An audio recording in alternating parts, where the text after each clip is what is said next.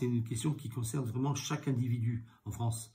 Là, vraiment, chaque individu est concerné, pour lui-même d'abord, puisque aucun de nous est immortel, donc forcément, on sera tous un jour confrontés à sa propre mort, qui n'appartient à personne d'autre parce qu'elle est unique.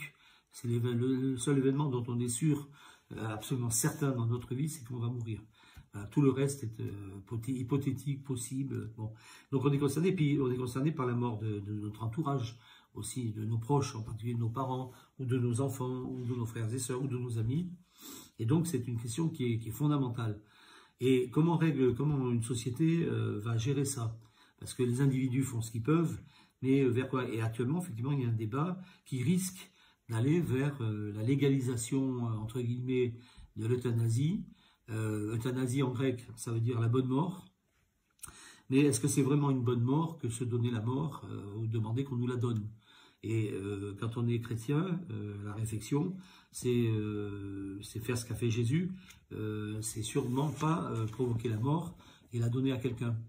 Et donc, à partir de là, il y a une vraie réflexion sur le fait qu'à la fois le corps scientifique permet beaucoup de choses, mais aussi permet qu'il y ait des soins palliatifs, et que une des solutions à vivre, c'est justement de pouvoir avoir des soins palliatifs.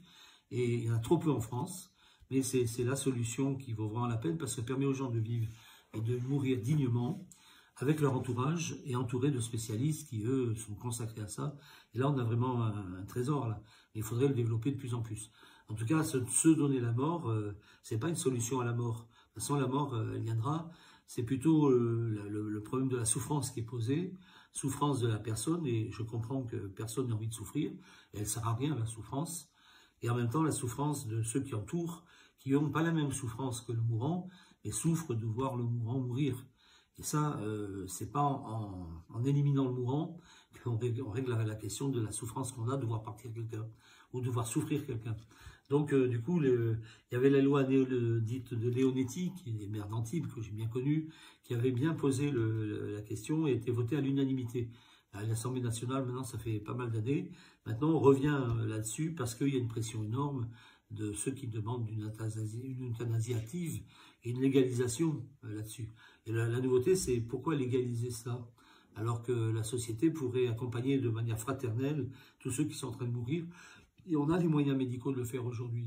Les soins palliatifs, il y a la possibilité de ne pas s'acharner, mais en même temps de la sédation, ce qu'on appelle, qui permet de ne pas souffrir, d'être endormi, mais pas pour mourir, pour vivre mieux jusqu'au bout. Voilà, c'est un peu tout ça, donc il faut réfléchir.